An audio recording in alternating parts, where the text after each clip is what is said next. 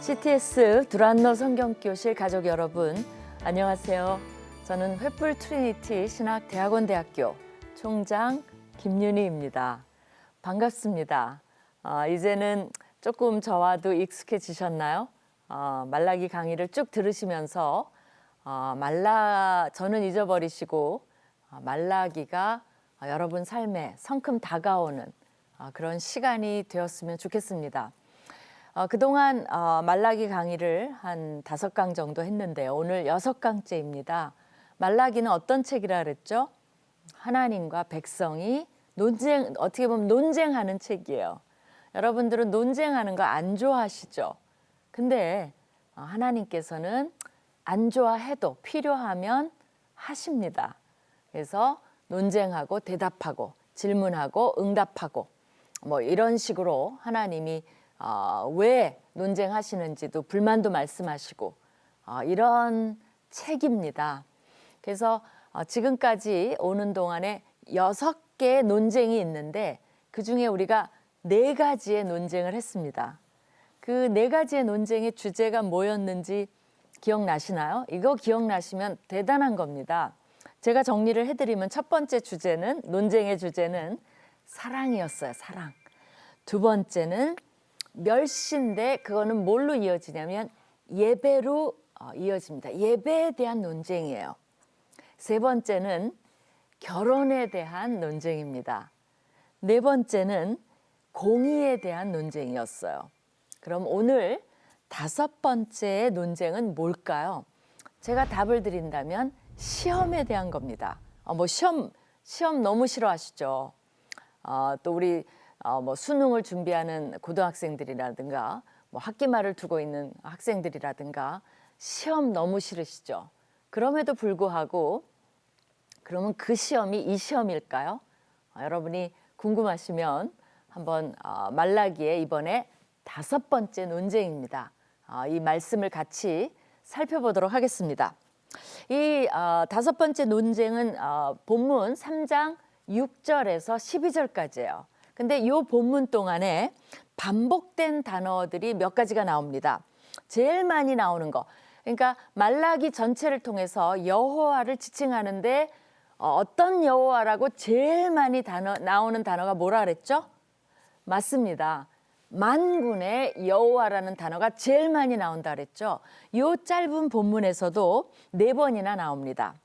만군의 여호와 4번이 나와요. 두 번째는 도적질하다가 4번이 또 나와요. 동등하게. 그 다음에 돌아오라는 단어가 3번이 나옵니다. 이것이 어떻게 보면 주제를 형성하고 있어요. 만군의 여호와가 뭐를 논쟁하시냐면 왜 도적질했냐? 그게 무슨 말일까요? 한번 살펴보겠습니다. 왜 도적질했냐? 그리고 하나님의 해결책을 제시하는데 돌아오라는 것이 3번이나 나오는 이 단어가 해결책으로 나옵니다. 그럼 본문을 같이 살펴보면서 무슨 얘기를 하는 건지 보시겠습니다. 3장 6절에서 12절까지인데요. 6절 보시겠습니다.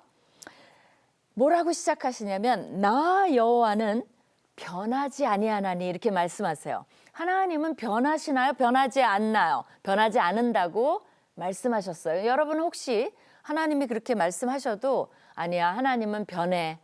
나한테 하시는 거 보니까 나를 사랑하시는 것 같다가도 또 사랑하시지 않는 것 같다가도 잘해주시는 것 같다가도 아니신 것 같다가도 이렇게 변한다고 생각할 수 있어요.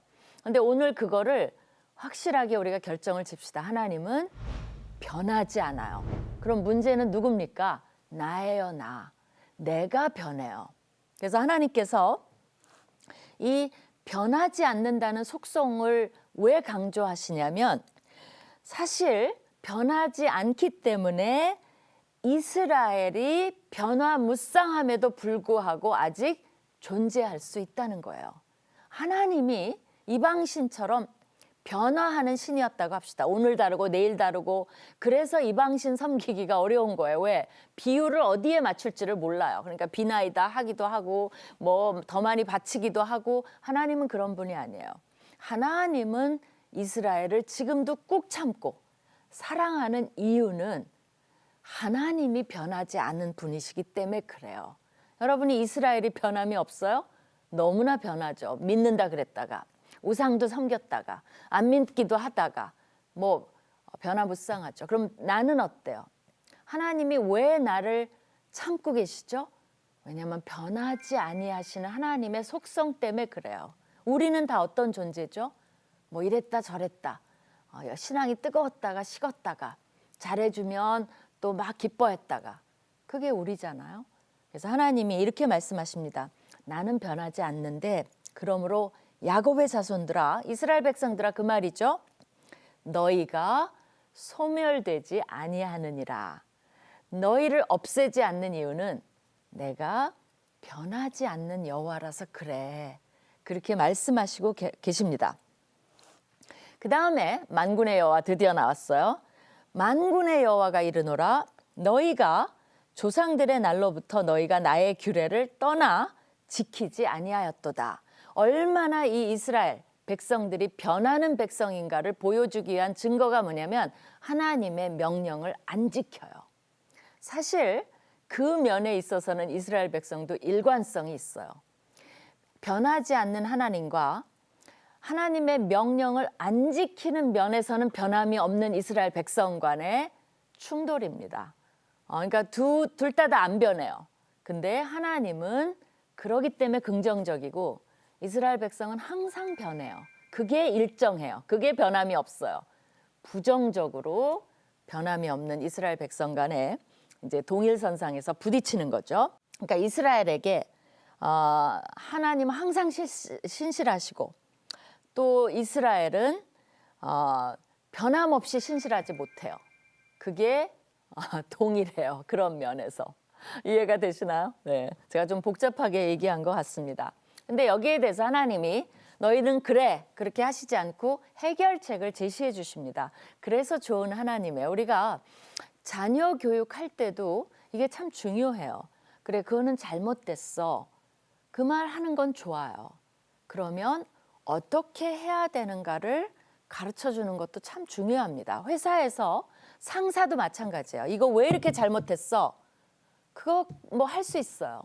그러면 어떻게 해야 되는지를 가르쳐 주는 상사가 좋은 상사예요. 아내에게 당신 왜 이래? 그것만 얘기하면 너무 상처받죠. 뭐 그럴 수 있어요. 그것도 친절하게 하면 좋겠죠. 그러면 어떻게 하면 좋은지 그걸 가르쳐 주는 남자, 또 아내가 막 잔소리만 해요.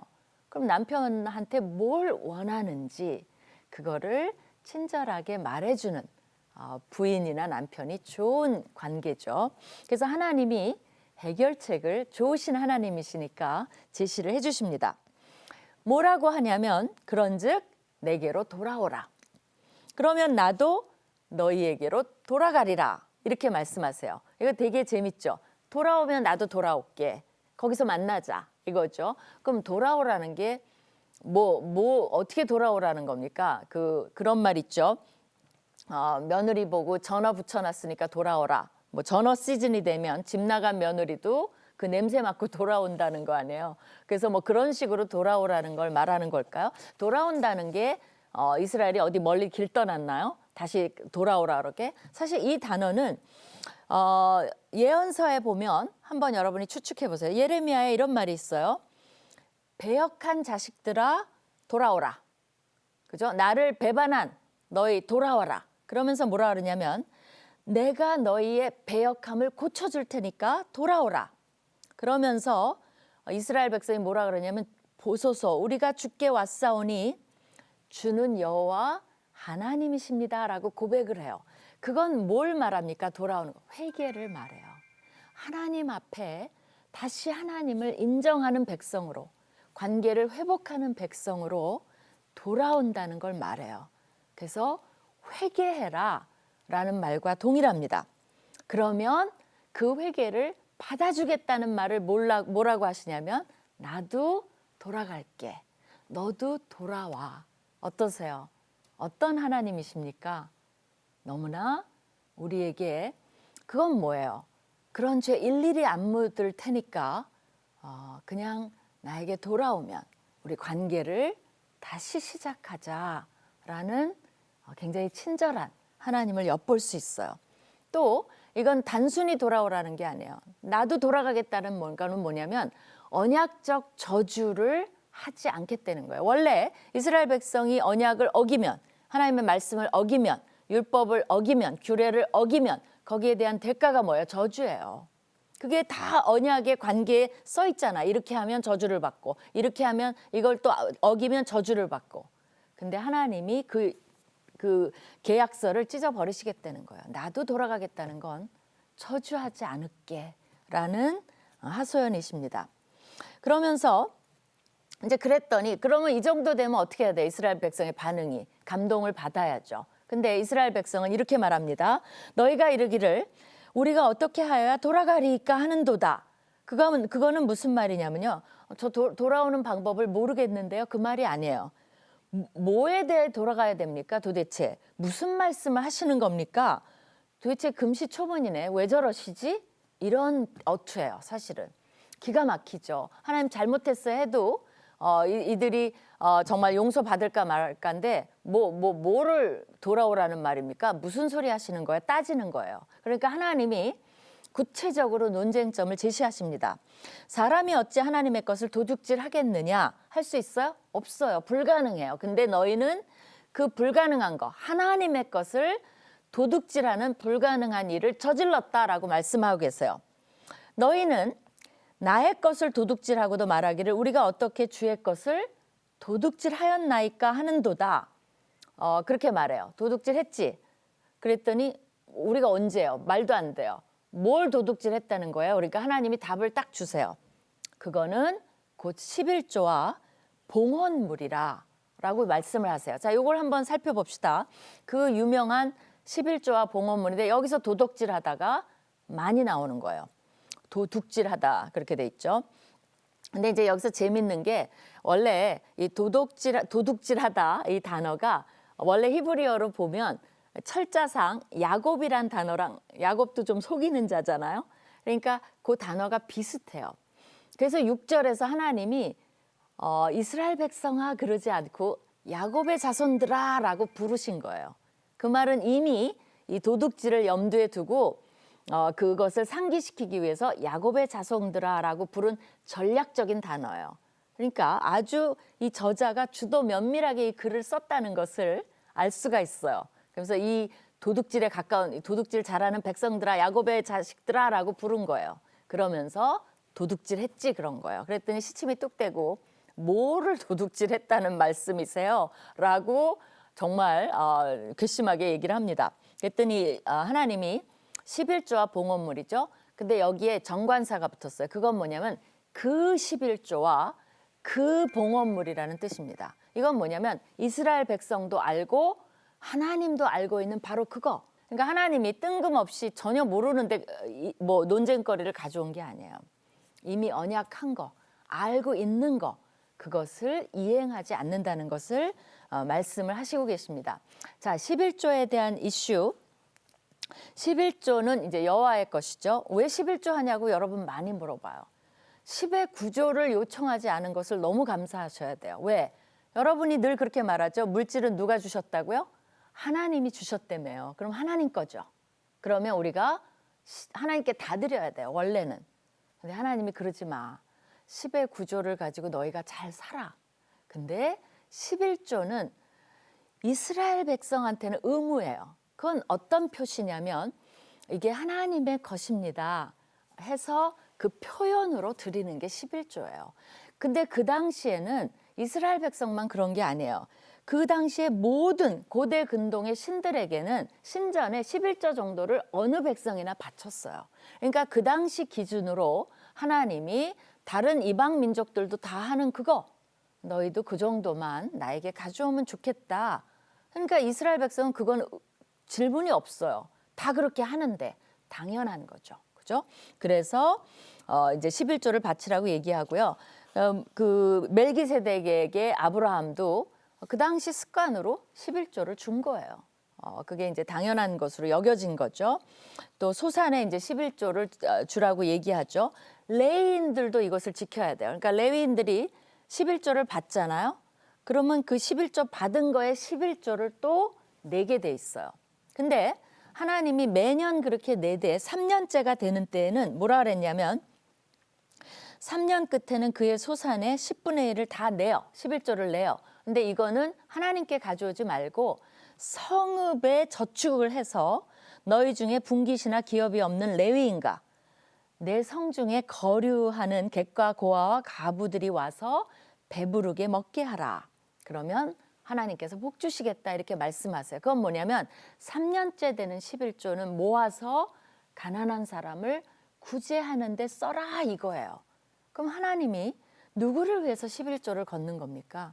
결국은 성전에 가져오는 11조는 레위인과 제사장들이 먹고 3년째는 어려운 백성들이 먹을 수 있게 그러니까 이게 복지죠. 하나님이 생각하신 복지 제도입니다. 그러니까 하나님이 뭐 그거 갖다가 뭐 하시겠어요. 그러니까 여러분이 11조의 개념을 바꿔야 돼요.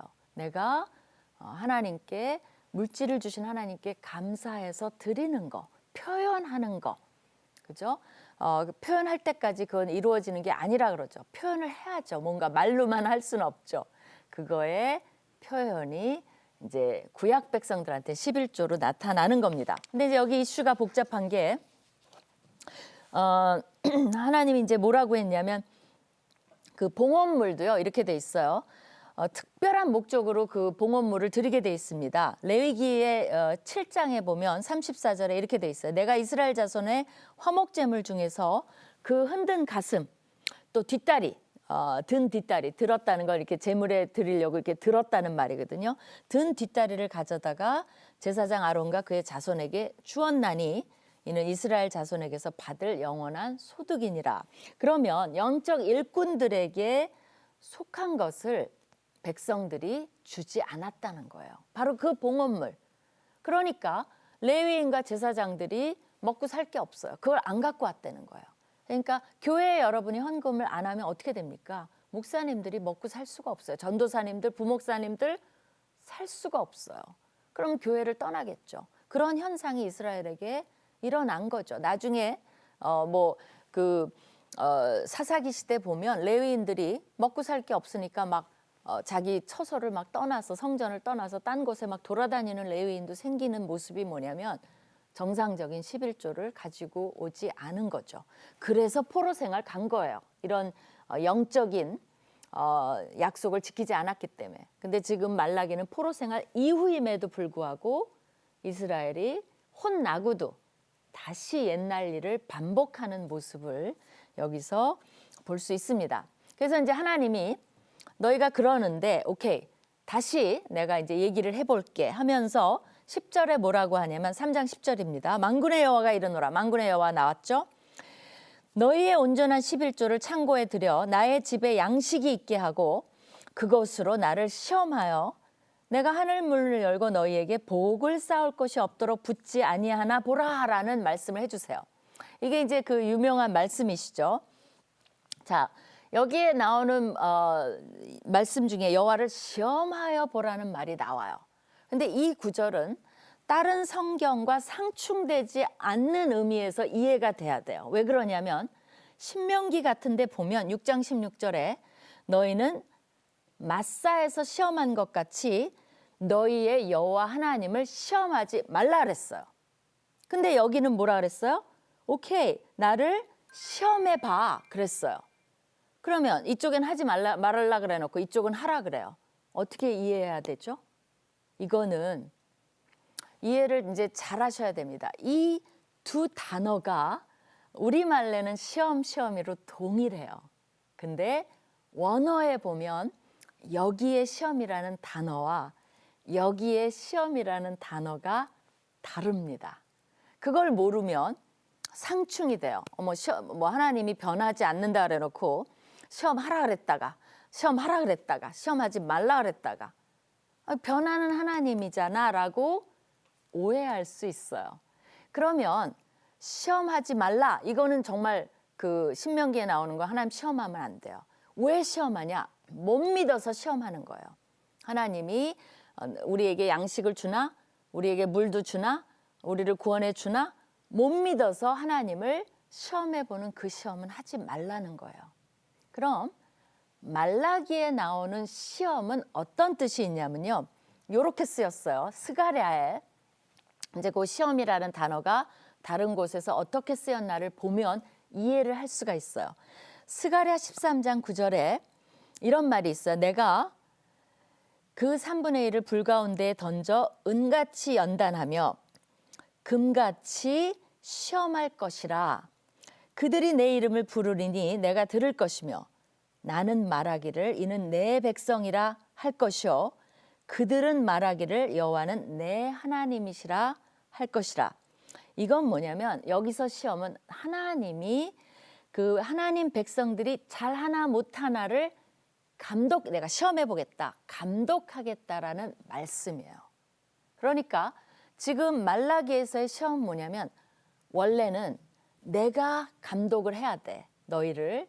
근데 이번에는 너희한테 권한을 줄게.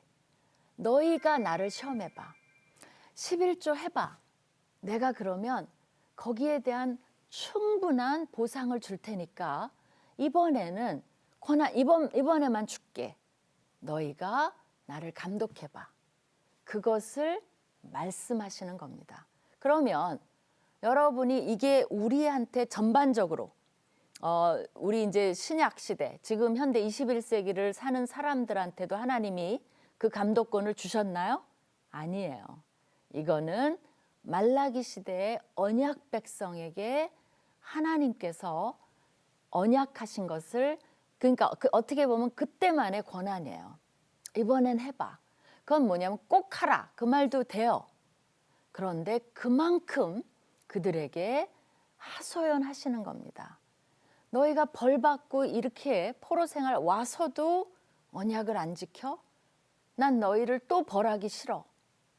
그러니까 이번에 내가 권한까지 줄 테니까 나를 한번 시험해봐. 감독해봐. 내가 어떻게 하나 한번 너희가 언약을 지켜봐. 그럼 내가 너희한테 언약을 지켜볼게 라고 우리에게 그 언약 백성에게 하소연하시는 장면이 바로 이겁니다. 그러면서 뭐라고 하시면 너희가 나를 그 권한을 행사해 보면 내가 너희에게 복을 쌓을 것이 없도록 붙지 아니하나 한번 봐. 나 만군의 여호와가 이르노라. 11절입니다. 내가 너희를 위하여 메뚜기를 금하여 너희 토지 소산을 먹어 없애지 못하게 하며 너희 밭에 포도나무 열매가 기한 전에 떨어지지 않게 하리니. 메뚜기도 안 오고, 그러니까 농작물이 피해를 안 받고, 또 이 포도 수확이 그 기한이 되기 전에 떨어지지도 않고 풍성하게 열려요. 그럼 어때요? 그럼 복을 받는 거죠. 그 당시에. 그러니까 하나님이 그렇게 해주시겠다라고 약속을 하십니다. 그러면서 12절에 뭐라 그러냐면 너희 땅이 아름다워짐으로 모든 이방인들이 너희를 복되다 하리라. 만군의 여호와의 말이니라. 내가 약속할게 라고 하시는 말씀입니다. 그럼 이 말은 메뚜기 포도 수확, 또 이방인들이 이스라엘을 보고 아름다운 땅이 될 것이다. 이거 언제 이루어지죠? 사실은 안 이루어져요. 언제 이루어지냐면 말세가 지나고 종말이 지나고 그때가 되면 이루어질, 어떻게 보면 종말적인 약속이에요. 그거는 하나님 말은 해놓고 약속을 안 지키신다 그 말이 아니에요. 결국 이스라엘이 못 지켜요. 그렇기 때문에 이 약속은 미뤄지는 거예요. 이 축복이 하나님이 원해도 못 주시는 거예요. 그래서 언제 되냐면 종말에, 정말 모든 것이 결산을 맺을 때만이 이 약속이 지켜줄 수 있다는 겁니다. 그들이 지켰다면 하나님이 해주셨겠죠. 근데 안타까운 것은 그것이 안 됐다는 겁니다. 자, 이 11조 이슈에 대해서는 좀 생각해 볼 문제들이 많이 좀 있습니다. 근데 지금 시간이 다 된 것 같아요.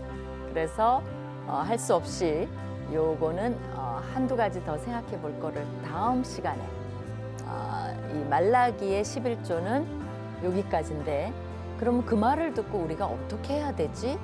그 부분에 대해서는 다음 시간에 더 나누도록 하겠습니다. 오늘 감사합니다.